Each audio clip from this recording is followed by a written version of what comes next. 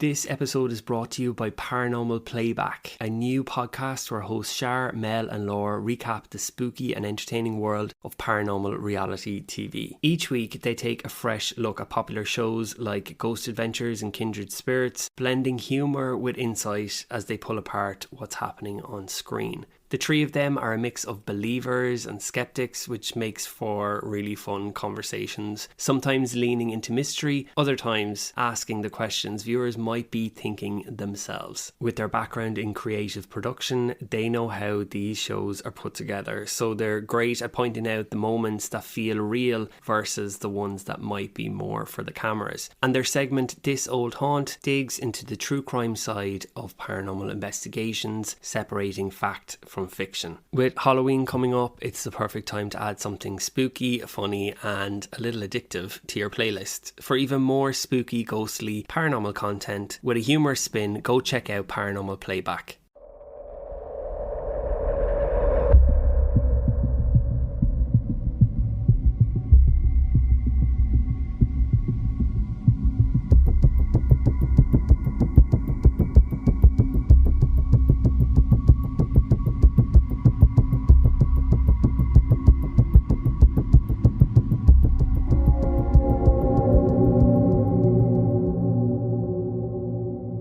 Hello and welcome back to another episode of Scary. I am a little bit late this week, sorry I had a slight blip, but before we get into this week's episode, I want to say a special thank you to our new Patreon subscribers who are Erica Espinoza, Camille, Kimberly Malaspina and Taylor Wynn. Apologies if I completely butchered some surnames there. Thank you so much for signing up to the show's Patreon, and if this is something that you're interested in, you can find the link in this episode's show notes or simply go to patreon.com/scaryaparanormalpodcast where you'll find exclusive scary episodes.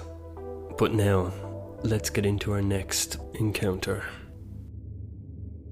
I've been listening to your podcast for a while and wanted to share with you something that happened to me in 2018. The first time I stepped inside the new flat, it felt like freedom. I had shared houses and student halls before, always surrounded by people, always having to compromise. Someone always left dishes in the sink. Someone always used up the hot water. There was always a TV on somewhere, always noise. But finally it was just me, my space, my rules. The flat wasn't anything fancy. It was a one-bedroom place in an older apartment block in Manchester. It was a pretty quiet area. It was close enough to the city centre for work, but far enough that I guess I wasn't hearing all that noise at night or sirens, that type of thing. It was the kind of place where the walls were slightly yellowed from old paint and the carpet had this slightly worn texture to it. Oh, and the front door stuck a little bit when you pushed it, but it was mine. I had a decent job in retail. It was an electronics store, and I managed to get another job working in a warehouse doing shift work. It was by no means a dream job for me. Not that there's anything wrong with it, but it paid my bills at the time and the hours were somewhat flexible. It fit into a plan I had made for myself, where if I just put my head down and saved as much money as I could, it would give me greater freedom down the line. And the luxury that I gave to myself was living on my own, which probably sounded counterproductive. Some days I worked early mornings, and some days I'd close up where I worked at around 10 p.m. I liked the late shifts. I liked walking back through the streets when they were a little bit quieter. Everything was a little bit more still. I guess you could say it felt like everything was winding down. I quickly got into a routine of coming home and making something to eat and watching YouTube or Netflix on my laptop before bed. No one to bother me. It was nice.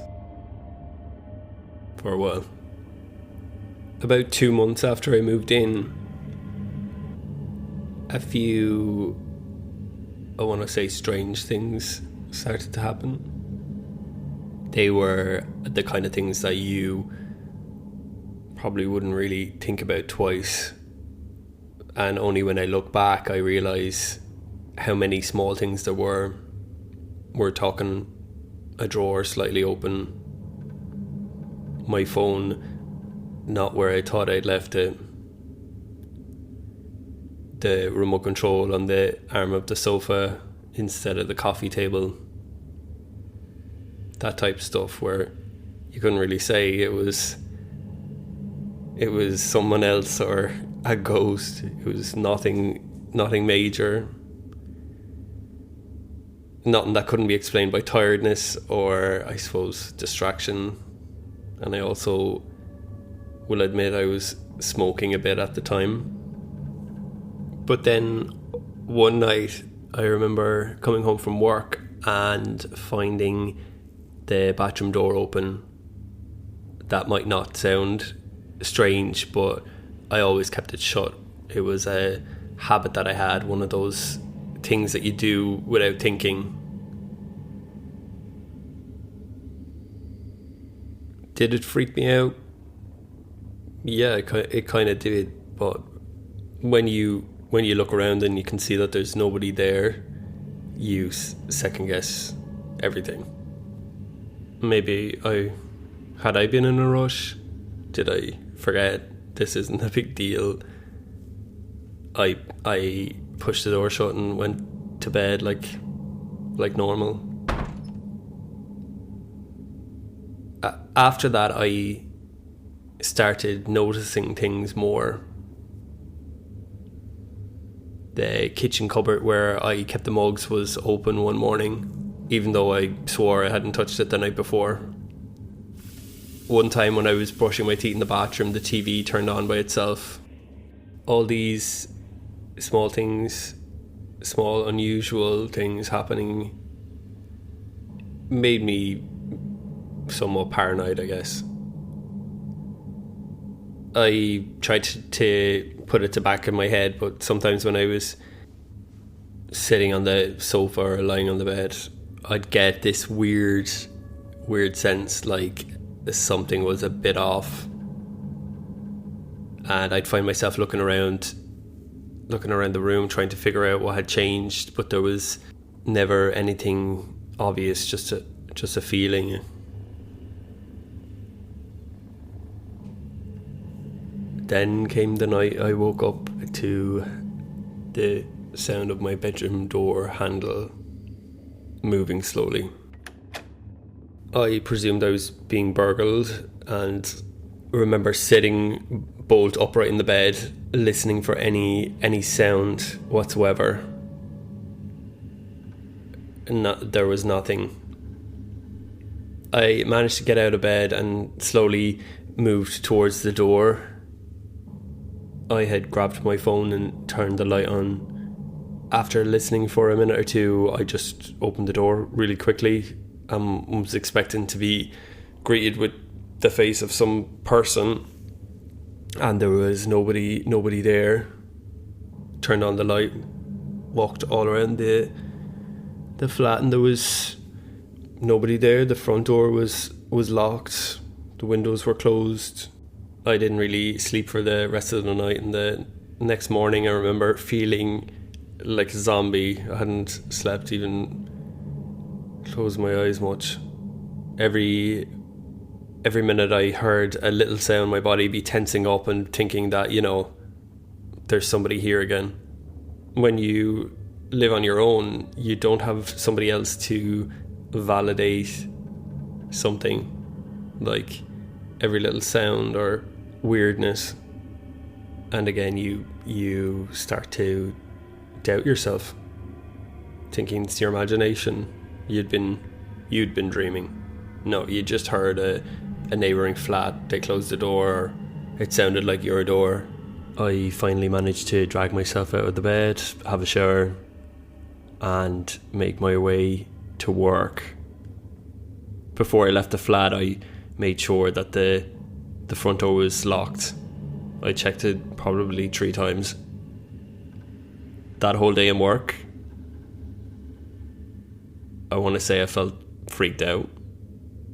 I was thinking of all the weird things that had happened in the flat.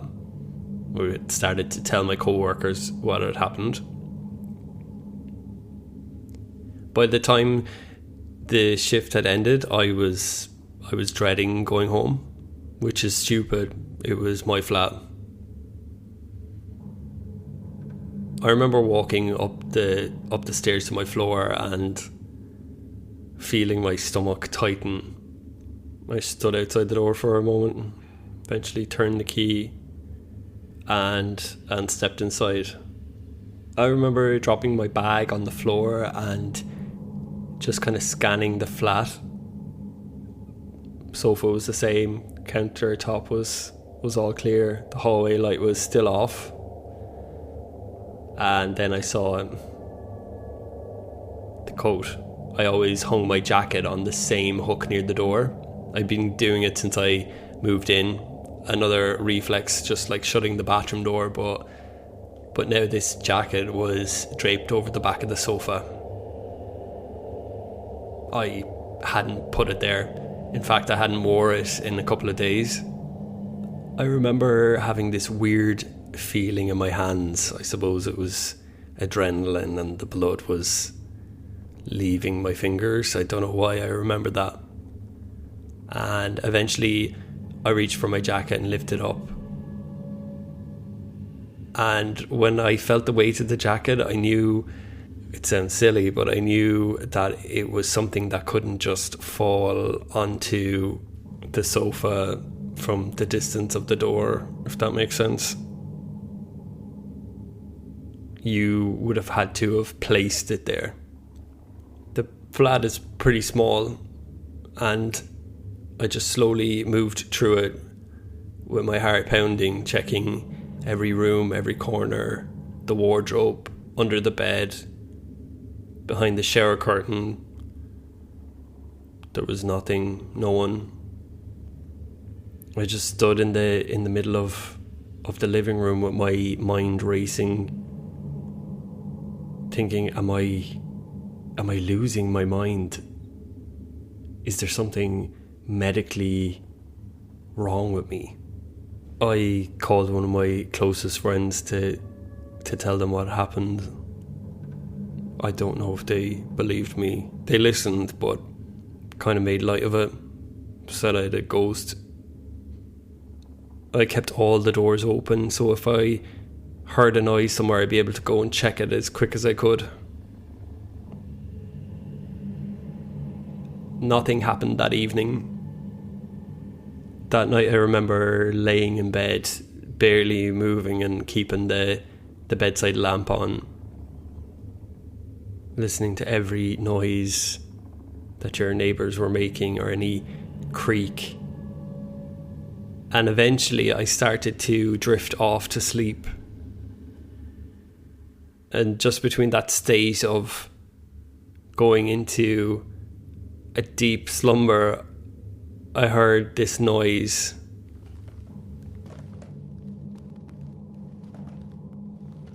A noise on the floorboards that sounded different to a neighbour walking in their flat. It sounded more right in front of you, I want to say. You could hear a really slow, deliberate creak coming from the living room, like someone was really slowly walking across the floor. I kind of turned to face my bedroom door, and then there'd be silence. and then you would hear another soft step. My stomach clenched so hard I thought I was going to get sick. I reached for my phone immediately, and my first instinct was to call somebody, anyone, the police, friends. Eventually I forced myself to get up and got out of bed, went to check, and the living room was empty again. The front door was locked. Everything was exactly how I had left it. I knew something was wrong. It was obvious now that there was something going on in the flat, but I just had no idea what it was. I eventually went back to bed, locked my bedroom door, and managed to sleep, believe it or not. The next day at work I was completely useless. I kept zoning out, staring at the shelves when customers were asking me to help, barely hearing what they were saying. I was so tired that I felt hungover. My manager even pulled me aside at one point asking if I was okay, and I told him that I hadn't been sleeping well. He just nodded like he got it, but could tell that he wasn't impressed. To be honest, all I could think about was the flat. I'd say it to my coworkers again, and they'd just say, "You've got a ghost, man. That's a ghost," and then change the subject to something else. Even though I was dying to talk about it more, I thought about calling the landlord, but what do you say? "Hi, I think someone's in my flat." I can't really prove it, but also my coat was moved once. They'd think I was a weirdo or being paranoid. And maybe they'd be right. I wanted them to be right. I decided that I needed to prove that this was real. I needed to prove it to myself. So I stopped off at this hardware store and bought one of those cheap little door wedge alarms. It's just a small metal block with a pressure sensor on it. If someone tried to push the door open while it was in place, it would go off loud as hell. By the time I got home, it was already dark. The hallway outside my flat was quiet and empty. And again, I was hesitating to unlock my own front door for a second. I pushed it open and everything looked normal. Still, I checked every room, every corner. I had even started at this point to take photos of things, like my keys on the counter or the TV remote on the table, my coat, so I'd have proof of anything that had changed while I was working or out. That night, just before I was going to bed, I put the alarm under my bedroom door and I tried to relax. I couldn't, obviously. Every time I heard a creak in the ceiling or a shuffle from the hallway outside the flat, my whole body would go completely rigid. Eventually I did fall asleep, and then at some point during the night the alarm went off.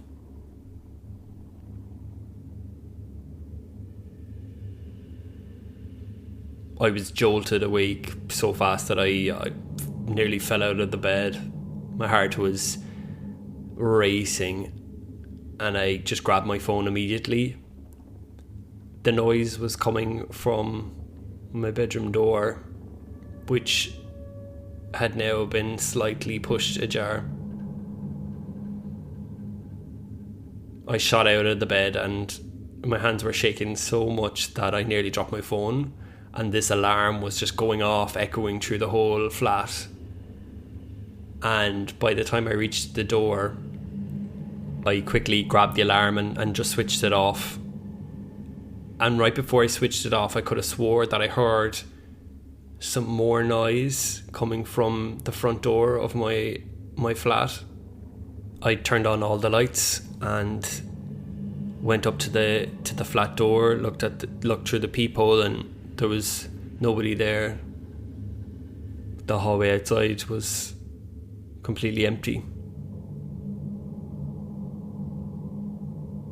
I checked the lock on the door once again, looked around the flat and found nothing there.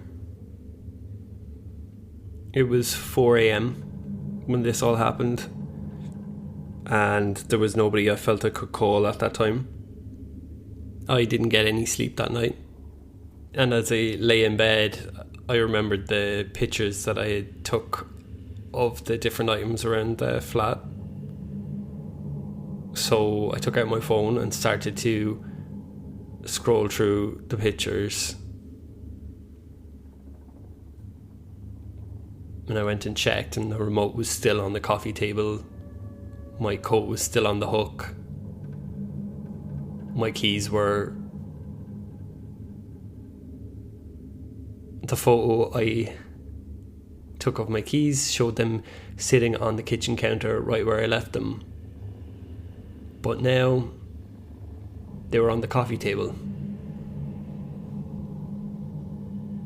I hadn't moved them. I knew I hadn't moved them. I wanted to leave right there and then, but I didn't have any family nearby. The only friend that I could maybe crash with had a tiny flat, which was a good bit away. I remember trying to force myself to think logically. If somebody had been inside, how had they gotten in? I knew I hadn't left the door unlocked. I had checked it multiple times, which meant a window. Went over to the window, pulled back the curtains. It was closed. There was no way you could get in. The only other place to check was my bedroom. My bedroom had a window and a door which led out to a small balcony that joined onto another one. I had never gotten the chance to go out into the balcony because the key for it I had lost whenever I'd moved in.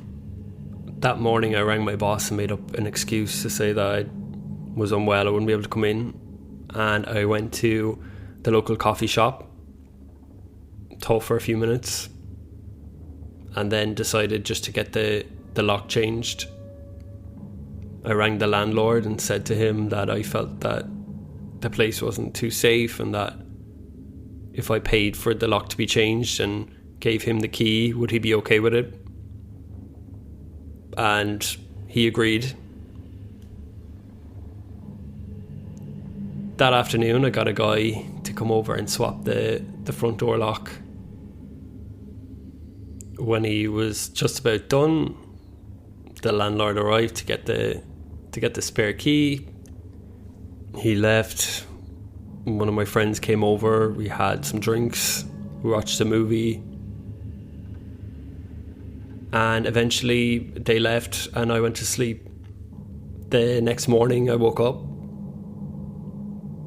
and found a note on my coffee table which said, you shouldn't have changed the lock. The only other person that had been in the flat was my friend, so after panicking for a minute I realised that they were just messing with me. They knew what was going on, they knew the whole story. And I texted them to say, haha, good one. Showed them a picture of the note. That day I went off to work, did a normal shift, felt a bit better than usual. Eventually home time came around and made it back to the flat. Turned the key, opened the door, walked inside, and immediately saw that the sofa had been moved. I just remember my heart completely sinking in my chest. And then I saw this movement in the corner of the room.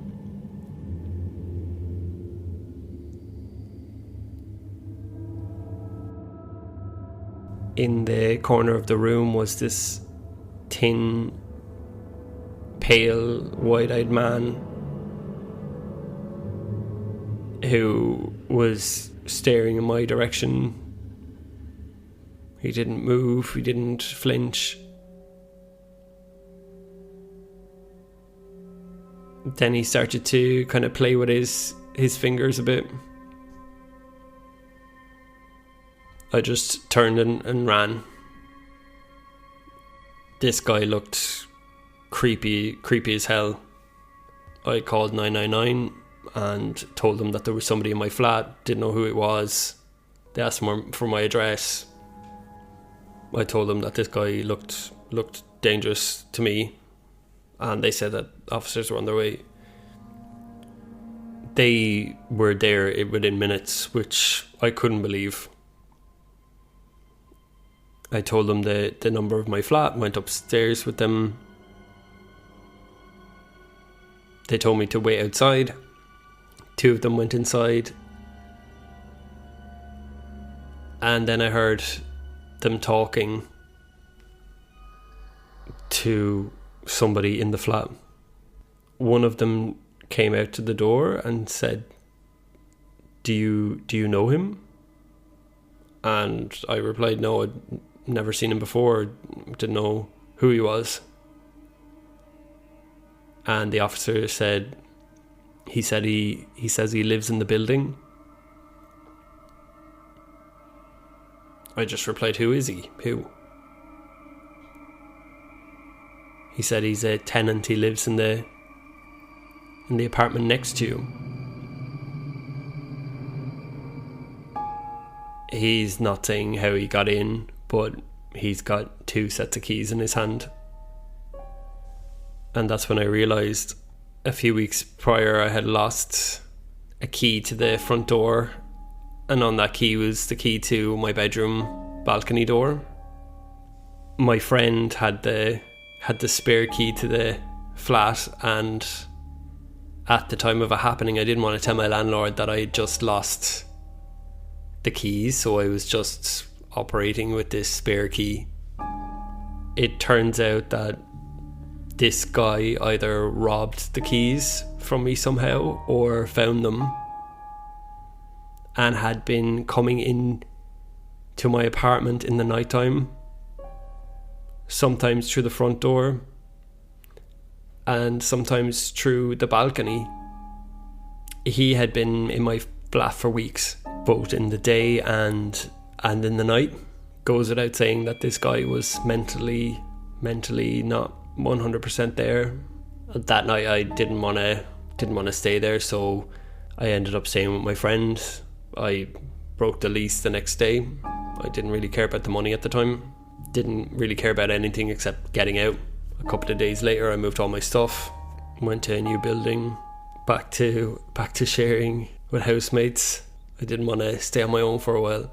Not a paranormal story, but I listen to your podcast all the time and just wanted to share a creepy experience that I had. Thank you, Noah, for sending in your experience. That is quite possibly one of the creepiest stories I've ever had sent in. And apologies to all you people who are listening to this and living on your own. I'm sure everything's fine. Everything is fine.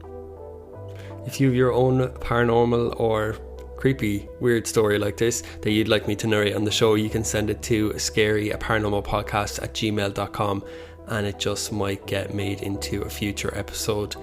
Thank you so much as always for listening to this week's episode. Apologies again for it being a little bit late, and don't forget to follow the podcast on Instagram, join the Facebook group, All the links are in this episode's show notes. And join me next time for another episode of Scary.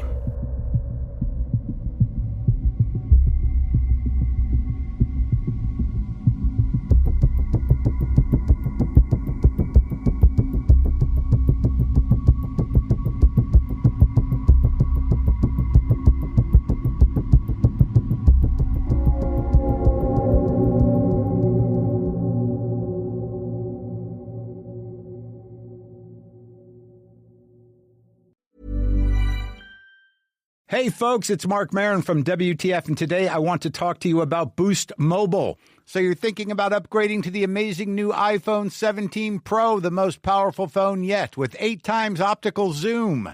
But are you also thinking about the hassle of getting the phone at the store and transferring all your data? Well, good news. When you order a new phone online with Boost Mobile, they'll send an expert to your home or work to deliver your brand new iPhone 17 Pro and get you all set up on Boost Mobile within minutes. Visit boostmobile.com to get started. Delivery available for select devices purchased at boostmobile.com. Terms apply. There's a reason pork is the world's favorite meat. Pork brings the flavor. Don't believe me? Where would breakfast be without sizzling, crispy bacon? Why have pizza without the subtle spice of a pepperoni? Can you even say you barbecued without making ribs? If pork is on the menu, now you're cooking with flavor. So sear chops, shred shoulder, bake tenderloin, and discover all the incredible flavors in every bite of pork. What are you waiting for? Taste what pork can do. This message was brought to you by America's Pig Farmers. Did you know Tide has been upgraded to provide an even better clean in cold water? Tide is specifically designed to fight any stain you throw at it, even in cold. Butter? Yep. Chocolate ice cream? Sure thing. Barbecue sauce? Tide's got you covered. You don't need to use warm water. Additionally, Tide Pods let you confidently fight tough stains with new Coldzyme technology. Just remember, if it's gotta be clean, it's gotta be Tide.